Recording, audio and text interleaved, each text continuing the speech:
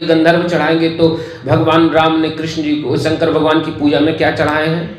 तो धतूरा, बेल का पत्ता इत्यादि चढ़ा। हम क्या चढ़ाते हैं? कभी साबूदाना का खिचड़ी, कभी इत्यादि इत्यादि लगा देते हैं। उस जमाने में तो साबूदाना की फैक्ट्री हुआ नहीं करती थी, आज से लाखों वर्ष पहले।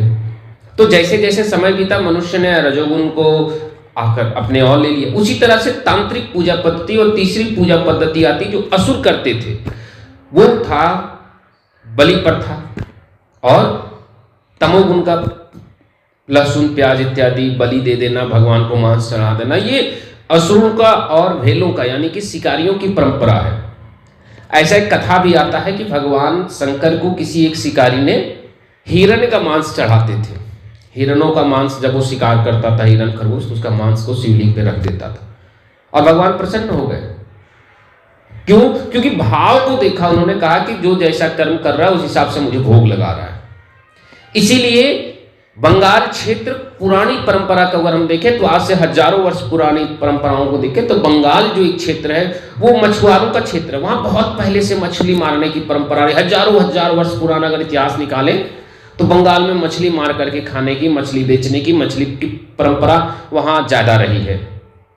इसीलिए हम ये कह सकते हैं कि जो बंगाल में पूजा होती है ये उनके रहन सहन के कारण आ गई।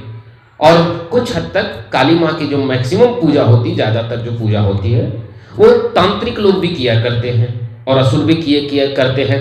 माता भद्रकाली ही थी जिनके सामने जड़ भरत महाराज जी को बलि देने के लिए डाकू ले गए थे।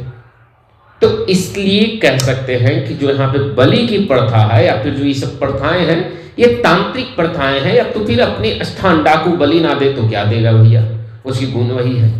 शिकारी क्या चढ़ाएगा? अच्छा ठीक है, भगवान को हमने 100 रुपये चढ़ाए और हमने भ्रष्टाचार से नेता है, हम लूट करके कमाए, नेता पुलिस वाले घूस लेकर के कमाए हैं और 100 रुपये का चढ़ावा चढ़ा रहे हैं, तो क्या डायरेक्ट मांस नहीं है? तो क्या वो भ्रष्टाचार नहीं? क्या वो धन अवैध नहीं है? क्या वो गलत नहीं है?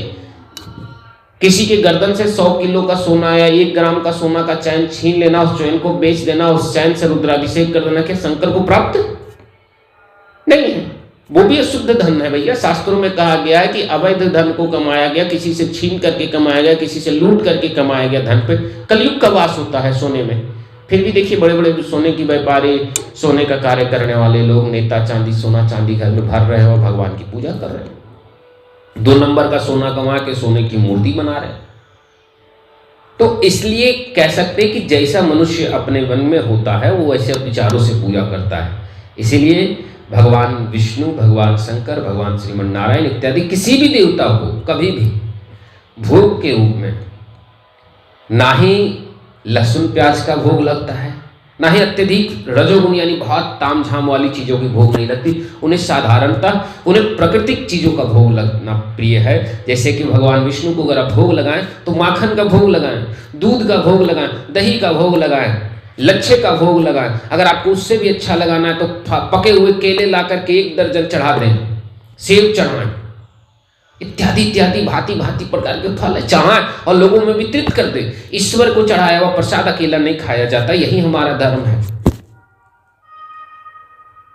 इसीलिए भगवान को जो चढ़ाए तो प्राकृतिक रूप से चढ़ाए। लेकिन लहसुन प्याज प्राकृतिक है परंतु उसमें तमोगुण की विचार है, तमोगुण की प्रभाव, तमोगुण की अधिकतम है और हम तमोगुण को कभी भी ईश्वर को भोग नहीं दे सकते। तमोगुण भगवान नहीं स्वीकारते हैं क्योंकि भगवान का शरीर सतोगुण से बना है। तमोगुण खाने से मन की प्रवृत्ति बदलती। भगवान कृष्ण कहते हैं अर्जुन से, हे अर्जुन तुम जैसा अन्न खाओगे तुम्हारी मन और तुम्हारी प्रवृत्ति वैसी हो जाएगी। इसलिए भगवान को तमोगुण का भोजन नहीं लगता है क्योंकि भगवान तमोगुण का भोजन नहीं करते हैं। खैर माता जी का मैं प्रश्न जो मैंने माता जी को उस हिसाब से प्रश्न का उत्तर दिया जो मुझे उचित लगा, जो मुझे शास्त्रों में ढूंढने से मिला। खैर माता जी आपको इस प्रश्न से क्या लगता है और आप इस पर क्या संतुष्ट होते हैं या नहीं, फिर हमें बताएंगे। अगर और भी गहराई से उत्तर चाहिए तो मैं फिर अगली बार ढूंढ कर लाऊंगा। जय श्रीमन नारायण, राधे श्याम। हमारे चैनल को सब्सक्राइब करें, लाइक करें और हमारे कथाओं से लाइव जुड़े। धन्यवाद।